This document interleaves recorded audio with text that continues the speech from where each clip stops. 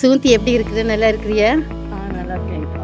இந்த பெண்கள் மாதத்தில் பாஸ்டர் திடீர்னு இன்னைக்கு உன்னை காலையில் கூப்பிட்டு உன்னைய வந்து மினிஸ்ட்ரி ஏற்கனவே ஜனவரியில் சொன்னது தான், ஆனால் காலையில் கூப்பிட்டு உன்னைய ஒரு லேடி பாஸ்டராக அனைன் பண்ணுறோம், மினிஸ்ட்ரியை ஃபுல்லாக பொறுப்படுத்துக்கன்னு சொல்லி ஜோம் பண்ணாங்க. உன் மனசில் எப்படி இருந்துச்சு இது?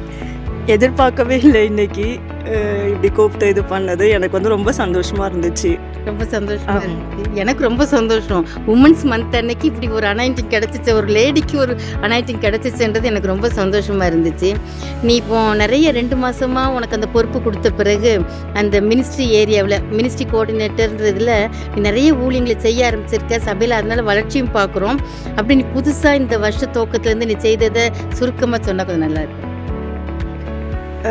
ஏற்கனவே நான் வந்து ஆஃபீஸில் ஒர்க் பண்ணிகிட்டு இருந்தேன் ஸ்டாஃபாக. அப்போவும் சில ஊழியங்களை செய்கிறதுக்கு நம்மளுடைய சர்ச்சில் பாஸ்டர் நல்ல வாய்ப்புகளை கொடுத்தாங்க. ஸோ அதில் எனக்கு ரொம்ப சந்தோஷமாக இருந்துச்சு. ஆனால் இப்போ வந்து ஃபுல் டைம் நான் மினிஸ்ட்ரி அப்படின்னு சொல்லும்போது அது வந்து எனக்கு இன்னும் ரொம்ப சந்தோஷம். நான் ரொம்ப சந்தோஷப்பட்டேன் அதில். அதே போல் இந்த 2 மாதத்துலேயும் இன்னும் கடந்த டிசம்பர்லேருந்தே நிறைய ஊழியங்களை குறித்து பிளான் பண்ணி, ஸோ இந்த 2 மாதத்துலேயும் நிறைய ஊழியங்களை செய்யும் பொழுது ஆண்டோரும் வந்து அதை அங்கீகரிச்சார் அப்படின்னு நினைக்கும் பொழுது அது வந்து ரொம்ப சந்தோஷமாக இருக்குது. நாங்களும் பார்க்குறோம் அந்த இன்வால்மெண்ட் வந்த பிறகு. போன மாதத்தில் ரிப்போர்ட் படி நமக்கு சர்ச் க்ரோத் ஆகிட்டதை பார்க்குறோம் நாங்கள். அது ரொம்ப சந்தோஷமாக இருக்குது.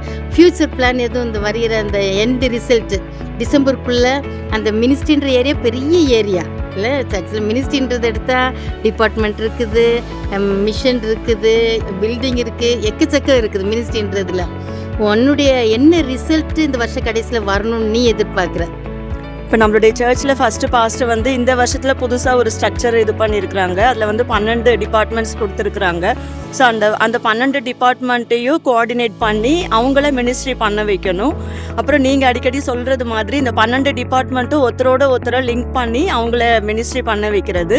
அப்புறம் அநேக புது லீடர்ஸை நம்ம வந்து உருவாக்கணும். இந்த வருஷத்தினுடைய கடைசியில் பார்க்கும் பொழுது சர்ச் வந்து இப்போ க்ரோத் ஆகணும் அப்படின்னு சொன்னால் அந்த அளவுக்கு லீடர்ஸோடைய எண்ணிக்கையும் பெருகி இருக்கணும்.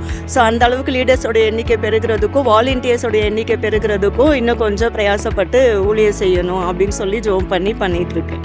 ரொம்ப சந்தோஷம் சுகந்தி.